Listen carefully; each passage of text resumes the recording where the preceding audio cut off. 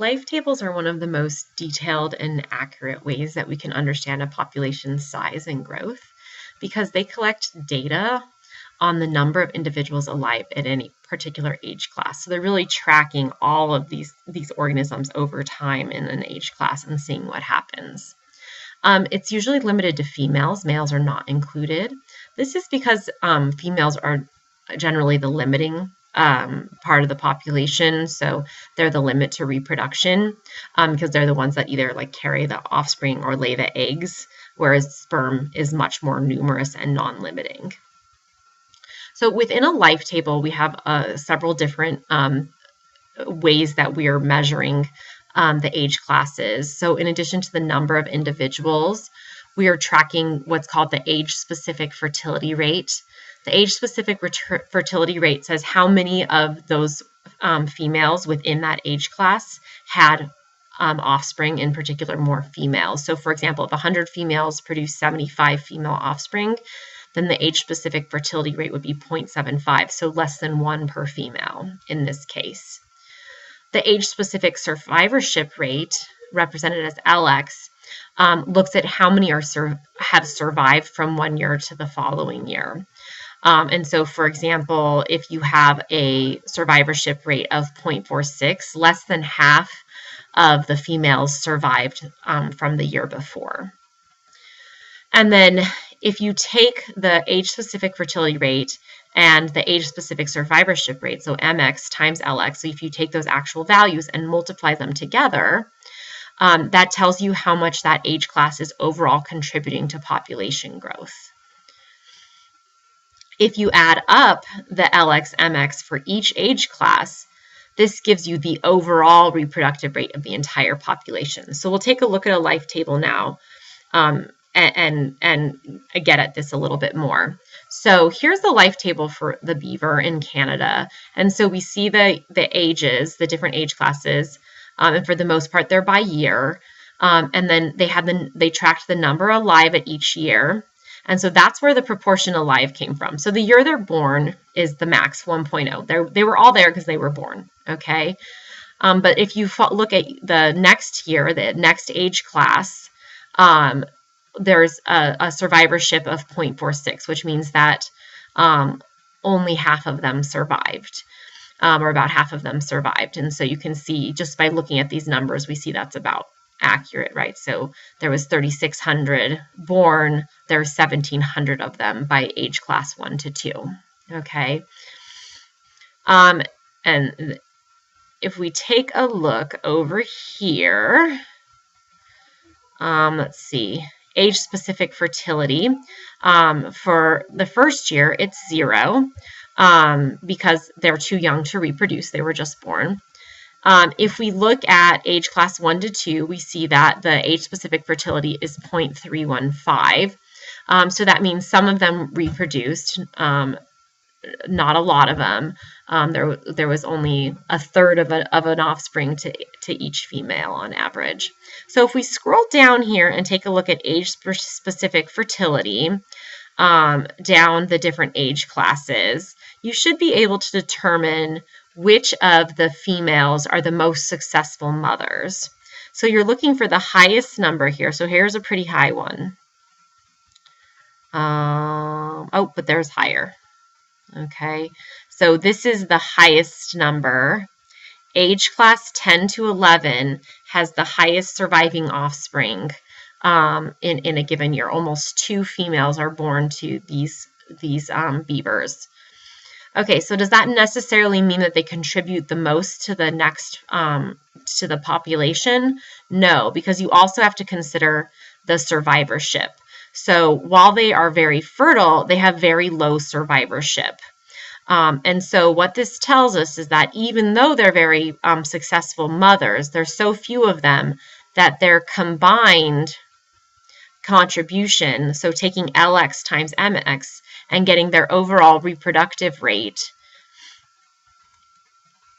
for that age class is relatively small. So if I want to know who has contributed the most to the next year's population, I have to look at LX, MX and look for the highest number. And so I'm actually seeing that this one is the highest number. This is age class 3 to 4.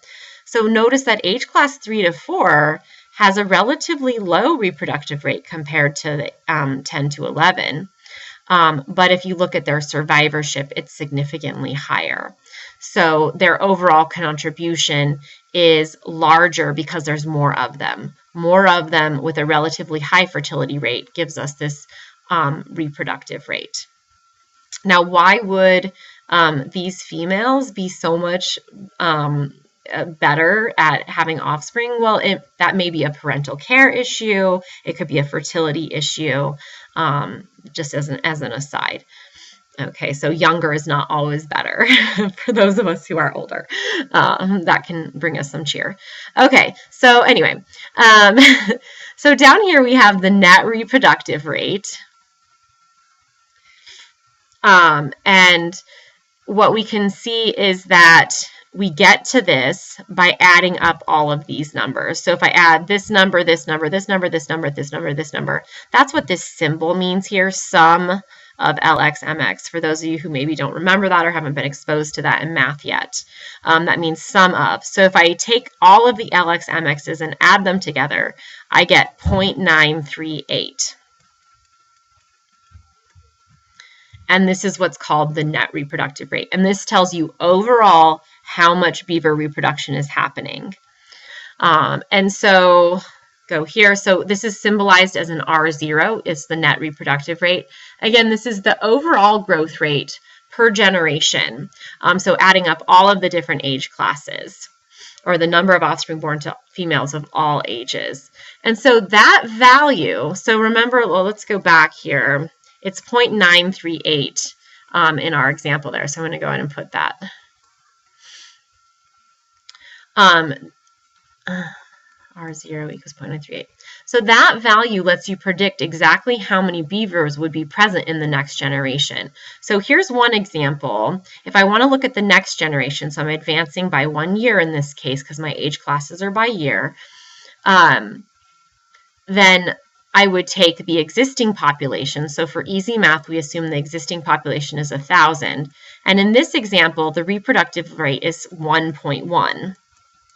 And if you do that math, that comes out to be 1,100. So this, if our reproductive rate was 1.1, then we would predict that our population would be 1,100 one generation later. On the other hand, if my reproductive rate is 0.938, I'm going to do that same math, but instead of coming out to 1,100, it's going to come out to 938. So this was the reproductive rate in one example. This is the reproductive rate from our life table. And so in this case, our population got bigger. So if the reproductive rate was 1.1, then the new population was 1,100 compared to 1,000. But if our reproductive rate was 0.938, then our population was actually only 938 the next generation, after being 1,000 in the generation before. So this brings us to a generalization. If the reproductive rate is greater than 1, then the population is growing. It will get bigger. If the R0 is less than 1, then the population is declining. So that's what we had here with 0.938. And if the reproductive rate is 1, then the population is at equilibrium. So 1,000 times 1 would be equal to 1,000, so no change. So even without doing any math, we can predict what's happening to the population, or even knowing the exact population size. So another use for life tables is what's called a survivorship curve. So it takes that survivorship value, the, NX, the survivorship value, and it puts it on a log scale. A log scale is when you go up by powers of 10 instead of 1, 2, 3, 4, 5. So, a typical graph would be like 1, 2, 3, 4, 5. Like you'd have to have every single number. But this actually goes up by tens. So powers of 10, 10, 100, 1,000, 10,000. And that's what's called a log scale. And this lets you look at wide ranges of population sizes in a smaller space. So for the beaver, this is a survivorship curve. There's the age. There's the number of individuals. So let me put that here. Number of individuals. and tracking them over their different ages. And so this tells us something really interesting about death in beavers. So notice that we don't see a lot of death at any particular point in time. The number just kind of gradually declines. So this is at approximately a straight line. So this is called a linear sort of relationship. So just every year at a relatively same amount, there's always about half of the beavers dying as a sort of gradual decline.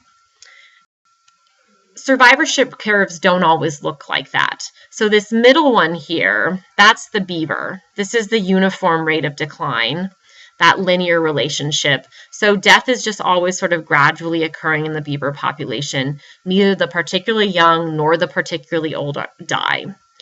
A type 3 survivorship curve is this one down here. And so let me just draw it out. Let me use this marker here to make it bigger for you. So it's doing this, and this is a type 3. So what we see with a type 3 survivorship curve is a very dramatic drop in the young. So young versus old. So you have a high loss of individuals young in life.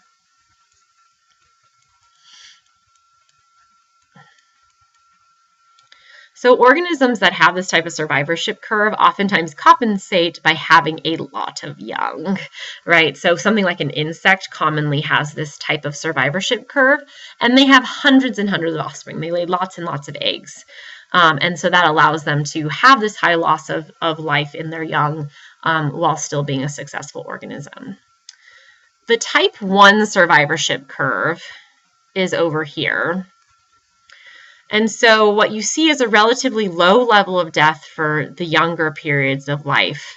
And then at the tail end of life, a sudden decline. So basically you see loss of individuals later in life.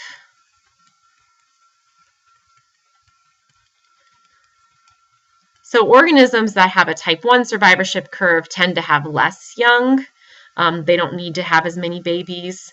And they tend to, be able to have like more stable social structures. For this reason, they might have more complex investment in care for their young and things like that, because they do have this long lifespan. So a lot of mammals, this is the most common mammalian survivorship curve. And so you see the example there is a hippo, but humans also fall into this survivorship curve.